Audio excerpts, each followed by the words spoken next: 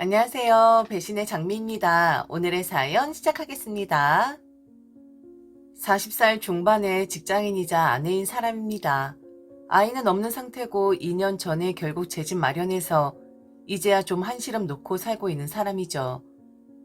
물론 남편 명의로 대출 잔뜩 끼고 사긴 했지만 마치 고등학교 때 수능을 위해 달려왔던 것처럼 40대에 이르러서 수능에 맘먹는 내 집 마련을 하기 위해 달려왔던 그 결과물을 보니 홀가분하긴 하더군요.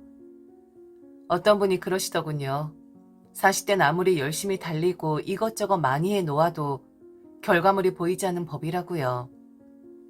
나는 나대로 열심히 살았다고 생각을 하는데 돈도 모이질 않고 돈 좀 모일라 치면 시댁에서 일 생기고 친정에서 일 생기고 게다가 아이들에게까지 일이 생기는 그런 세대인이 마음을 비워야 한다 하더군요. 그 말을 듣고 조금 위안이 되긴 했었습니다. 지금 제 상황이 그렇거든요. 20대 땐 멋모르고 살았습니다.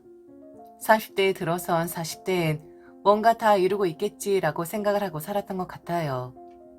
하지만 막상 40대에 들어서고 나니까 시간이 왜 이렇게 빨리 흘러가는지 어제가 바로 40 초입이었던 것 같은데 벌써 중반으로 치닫고 있고 해놓은 건 아무것도 없고 벌려놓은 일들만 있는 것 같은데 또 그에 상반되게 왜 이리 정리를 해달라고 아우성치는 사람들은 많은 건지 무자식의 상팔자라는 이야기 요즘 실감하고 있어요. 만일 요즘 같은 상황에서 자식까지 있는 상황이었다면 아마 저는 남편과 이혼을 했을 것 같거든요.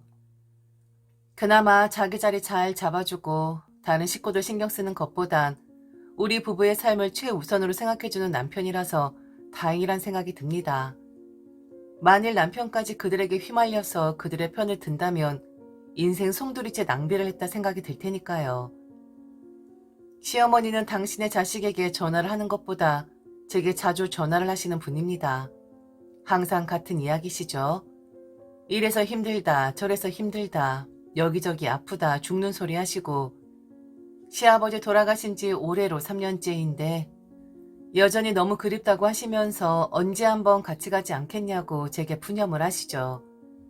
시아버지가 저희 얼굴을 많이 그리워할 것 같은데 당신 자식들에게는 말하기 뭐하다며 중간에서 저보고 당신 자식들 시아버지에게 함께 가게끔 중재를 좀 해달라는 이야기였습니다. 그런 소리 한두 번 들은 것도 아니고 그럴 때마다 저는 한숨을 쉽니다. 저는 정말 이해를 할 수 없는 게 우리 시어머니는 왜 기억을 못 하시는 걸까요? 아니면 당신은 잊으셨으니까 당신 자식들도 잊었다고 생각을 하시는 걸까요? 참 말씀드리기 뭐하지만 시아버지 돌아가셨을 적에 부의금을 가지고 좀 소동이 있었습니다. 만일 장례 비용이 부담되게끔 나왔다면 부의금 이야기가 나오지 않았을 터인데 다행히도 부의금이 좀 넉넉하게 들어온 상태였었거든요. 남편과 시동생 이름으로 말이죠. 장례 비용은 남편과 시동생이 다 부담을 했는데 모든 부의금을 시어머니가 가져가시는 바람에 남들이 들으면 너무 쪽팔린 얘기인데 그걸 가지고 옥신각신 마음 상하는 일이 생겼었거든요. 남편은 그나마 장남이니까 어머니 힘드실 테니 용돈 하시게끔 하겠다 마음을 먹었었는데 시동생은 좀 달랐죠. 결국 시동생과 시어머니 감정 싸움으로 번져서 시아버지 돌아가신 뒤 시어머니와 시동생은 서로 얼굴을 보고 있지 않고 있었습니다. 그런데 제게 전화를 걸어서 당신 아들 둘 다 시아버지 계신 납골당에 함께 가기를 바라시는 거였어요. 여전히 시동생은 마음이 풀리지 않은 것으로 알고 있는데 말이죠. 창피하죠. 아버지 돌아가신 돈 주지 않았다고 엄마와 인연 끊은 아들. 게다가 아들 이름으로 들어온 돈 내 남편 주고 들어온 돈이니 주지 않은 엄마. 네, 꼴사납습니다. 이 이야기는 어디가 사지도 못해요. 이런 이야기하면 제 얼굴에 침 뱉는 격이나 다름없는 꼴이니까요. 3년이나 지났으니까 시어머니는 이제 시동생이 마음을 풀었을 것이라 생각을 하신 건지 부쩍 제게 시동생 이야기를 하더라고요. 뭐하고 사는지는 알고 있죠. 3년 전까지만 해도 연락하고 보통의 아들 노릇하던 사람이었으니까요. 이제 마음 풀리지 않았을까? 그깟 돈 가지고 이렇게 오랫동안 꽁에 있을 놈이 아니거든. 니네랑 연락하고 지내잖아. 네가 잘 이야기해서 아버지 보러 가자고 해라.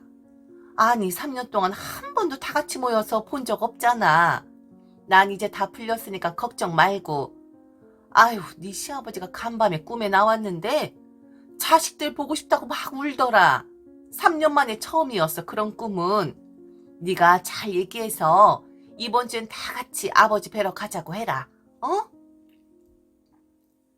이해를 할 수가 없습니다. 며느리가 되면 뭐 해결사라도 되는 건가요?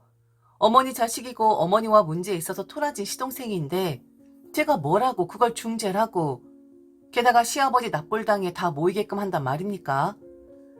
네가 며느리니까 그 정도는 해야 하는 거다라고 말하는 시어머니. 아마 모든 세상의 시어머니들이 저런 마인드가 아닐까 싶어요.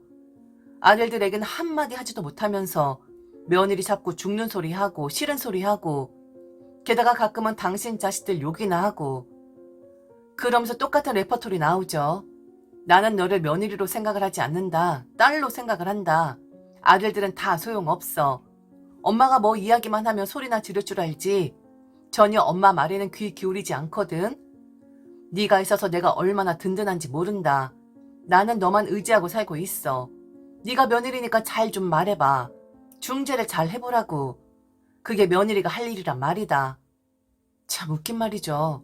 정말 웃긴 말입니다. 그런데요. 지금 제 이야기를 들으시는 시어머니들 중에 저런 말씀 단 한 번도 하지 않으신 분들 없으실 겁니다. 저는 아직 시어머니가 아니라서 저런 말을 왜 하는지 모르겠지만 이런 거 아닌가요? 싫은 소리 못하고 거절 못하는 입장이 며느리라는 거 아니까 화도 내고 푸념도 하고 한마디로 만만하니까 내 자식 아니니까 며느리란 사람이 내가 지금 이런 이야기를 하면 어떤 감정을 가질지 전혀 배려할 이유 없으니까 그냥 아무 생각 없이 쏟아내기만 하는 거죠. 아주 이기적인 시어머니들의 마인드가 아닌가 싶습니다. 저런 말씀하실 때마다 저는 그냥 듣고만 있죠. 제가 할 수 있는 건 아무것도 없다는 거 잘 알고 있거든요. 게다가 시동생의 마음을 풀어줄 수 있는 건 오직 시어머니였고 아주 간단하게 풀어줄 수 있는 거였습니다. 시어머니가 시동생에게 부의금을 주면 되는 거죠. 그거 주고 엄마가 잘못했다. 너무 옹졸하게 굴었으니 우리 풀자. 라고 말하면 너무 심플한 건데 당신 손에 준 건 줄 생각 전혀 하지 않고 엄한 사람 붙잡고 중재를 해달라 하고 있으니 꼬여버린 감정에 풀릴 일이 있겠습니까? 그런데 풀리더라고요. 네, 역시 핏줄은 핏줄이더라고요. 고작 부의금 가지고 나쁘끄럽게 서로 옥신각신하고 다퉜던 시어머니와 시동생 사이 풀어지더라고요. 그런데 그들이 풀어지는 데엔 또 저란 사람이 중재를 해야 하는 거였고요. 시팔 무슨 며느리가 봉도 아니고. 아, 욕해서 죄송한데 너무 화가 나서 그렇습니다. 저 보통의 사람이고 못 배우지도 그렇다고 많이 배우지도 않았지만 없지도 않은 집안에서 자란 그런 사람이었습니다. 그런데 결혼하고 나니까 아내의 도리는 그렇다 치고 며느리라는 도리에 지쳐도 너무 지쳐버린 사람이에요. 뭐 갖다 붙이기만 하면 다 며느리의 도리고 자식도 아닌데 자식이 되고 원래 가족도 아닌데 피를 나눈 가족보다 더 끈끈한 입장이 되는 게 바로 며느리란 자리였거든요. 시동생과 시어머니가 서로 오해를 풀고 다시 화해를 한 이유는 바로 시동생에게 돈이 필요해서였습니다. 그럼 그 부의금으로 해결을 한 거냐고요. 그 부의금 가지고는 택도 없습니다. 그 정도로 지금 시동생의 사업이 힘들어져 가고 있는데 시동생은 요즘 말도 많고 탈도 많은 도수 치료 겸 마사지 샵을 운영하는 사람입니다. 아시죠? 얼마 전부터 도수 치료에 대해 말 많이 나오는 거. 비급여인데 실비를 이용해서 불법적으로 시술을 받는. 그동안 돈 아주 잘 벌었던 것으로 알고 있어요. 그런데 이게 건강보험료와 직결이 되면서 여러 해 동안 문제가 불거지더니 지금은 고발이 되어 있다는 겁니다. 대부분 저런 고발은 나간 직원들이 하는 경우들이 많죠. 자기들도 불법적인 일에 가담을 했으면서 결국 일을 관두면서 여기저기 익명으로 신고를 하는. 가게는 물론이고 그동안 불법적인 일을 많이 한 터라 벌금부터 시작해서 암튼 꼴대로 꼬여버렸더라고요. 사업을 무리하게 확장을 해서 대출 이자도 많이 나가는 상황인데 그래서 파산을 알아보았다고 하더라고요. 자기도 어떻게든 본인 힘으로 일어나 보려고 애를 쓴 거겠죠. 그런데 파산이라는 것이 그렇더군요. 자산보다 빚이 더 많이 있어야 파산이 되는. 사실 평범한 사람들이 파산이니 회생이니 이런 거 잘 알진 못하잖아요. 그럼 자산을 좀 빼돌리고 파산을 해야 하는데 그럼 당장 몇 달 동안은 독촉 전화를 감내해야 하고 그리고 법원에 걸리지 않게끔 자산을 빼돌리려면 시일이 좀 걸린다고 하더라고요. 그래서 제게 중재를 원하더군요. 제게 말이죠. 어떤 식으로 중재를 원했냐고요? 자, 아주 기가 막힌 일이 생기게 됩니다. 저보고 영끌을 한 뒤 3개월 동안 미납을 해서 개인 회생을 발부를 하더군요. 1. 금융권, 2. 금융권. 가지고 있는 카드로 끌어올 수 있는 돈 싸그리 끌고 와서 시동생 살리고 저보고는 회생을 하라고요. 저란 사람 회생해도 문제되지 않지만 결혼해서 살고 있는 가장의 시동생에게는 너무 큰 위험 부담이라며 저보고 해달라고 하더군요. 저는 망가져도 든든한 남편이란 사람이 있으니까요. 그리고 개인 회생이나 개인 파산 머리 좋은 사람들은 그거 악용도 한다고 우리도 이번에 머리 잘 굴려서 한번 해보자라고 하는데 뭐 인간 같지도 않은 소리를 짓거리고 있는 걸까요? 너는 우리 아들이 있잖아. 그리고 네 명의로 대출권도 거의 없을 것이고 너 신용도도 좋지 않니? 최대한 끌어올 수 있는 거 끌어와서 3개월만 버텨. 아줌마한테 그냥 잡아떼면 되는 거잖아.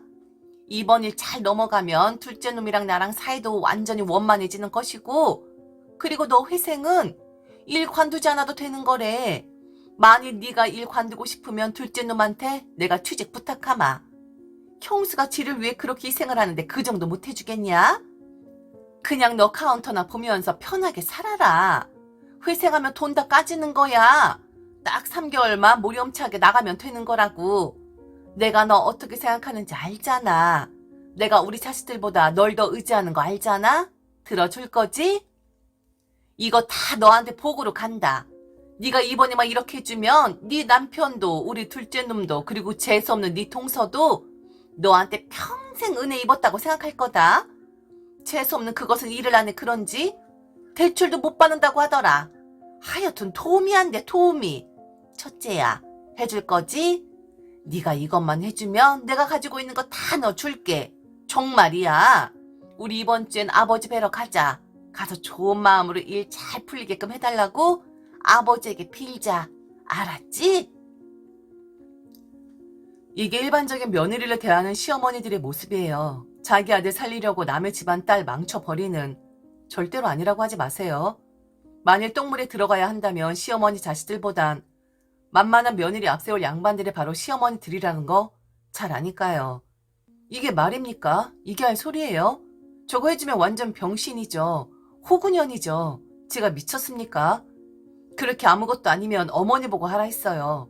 아무 타격 없고 모렴치만 있으면 되는 그런 단계라면 어머니가 저보단 한 수 더 위일 것이라고 했습니다. 당신 자식 살리려고 남의 자식 똥물에 쳐넣는 게 인간으로 할 짓이냐고 했어요. 그동안 제가 너무 잘해드렸나 봐요. 그러니 이런 소리나 하시지. 이건 실수가 아니라 노망난 소리 하시는 거예요. 그동안 드렸던 용돈들 생활비도 다 끊어버릴 테니 그런 줄 아시고요. 만일 어머니 아들이 이 사실 알고도 어머니 편을 든다면 저는 이혼을 해야겠죠. 그런데 어머니 아들이 이 소리 들으면 저보다 더 난리칠 것 같은데 둘째 아들 얻으면서 첫째 아들은 잃으셨네요. 무슨 말도 안 되는 소리 하십니까 어머니. 전화를 끊고 나선 바로 시동생에게 전화를 걸었습니다. 쌍욕을 했죠. 네가 인간이냐부터 시작해서 회생을 할 거면 네가 하면 되는 것이고 만일 그게 안 되면 니네 처갓집이라도 가서 들들 볶던지 해야지. 왜 나를 건드리는 것이냐 했습니다. 야 이 미친놈아. 어디서 걔 발바닥 핥아먹는 소리 짓거리고 있어? 네 살라고 나를 죽이냐? 네 마누라를 죽여 차라리. 네 애미가 나를 만만하게 보니까 너까지 만만하게 보는구나. 이것들이 사람을 뭘로 보고? 넌 지금 네 형까지 무시한 거야 알아 이 시봉탱아? 남편 난리 나고 결국 시어머니는 둘째를 얻으면서 첫째를 또 잃으셨습니다. 왜 그렇게 며느리를 만만하게 보는 것이냐고. 며느리를 만만하게 보면 자신을 만만하게 보는 건데 지금 우리를 우습게 보고 이런 부탁을 한 것이냐고. 다시는 자신의 얼굴을 볼 생각하지 말고 이건 시동생에게도 통하는 이야기니 절대로 연락하지 말라 하더군요. 가족은 없다 생각할 것이고 우습게 보고 이용만 하려는 가족들은 필요 없다며 단호하게 말을 했습니다. 그런데도 시어머니는 그 정도 해줄 수 있는 거 아니냐고 하더라고요. 네가 있는데 마누라 하나 정도는 망해도 되는 거 아니냐고 하면서 말이죠. 말할 가치도 없었고 남편이 입에서 노망 드셨냐는 소리까지 나올 정도였으니 더 이상의 이성적인 대화는 불가능하더라고요. 마음이 불편합니다. 남편과 남편 핏줄을 끊어놓아서 불편하냐고요? 아니요. 그런 게 아니라 왜 만만한 며느리를 보여서 이런 꼴을 당했었는지 저런 소리 못 나오게끔 처음부터 차단을 했어야 했는데 왜 좋은 며느리 코스프레를 해서 이런 꼴을 당하는지 그게 불편합니다. 시어머니들은 다 똑같습니다. 아니라고 하지 마세요. 만만한 게 며느리고 똥물에 가장 먼저 담고 싶어하는 마음을 가진 게 바로 시어머니들입니다. 저는 절대로 용서할 수 없어요. 내 인생을 아무렇지 않게 생각을 하고 망해도 된다 생각한 시어머니와 시동생 그리고 동서도 절대로 용서할 수가 없습니다. 제 인생이 끝날 때까지요. 지금까지 들어주셔서 진심으로 감사합니다. 이상 배신의 장미였습니다.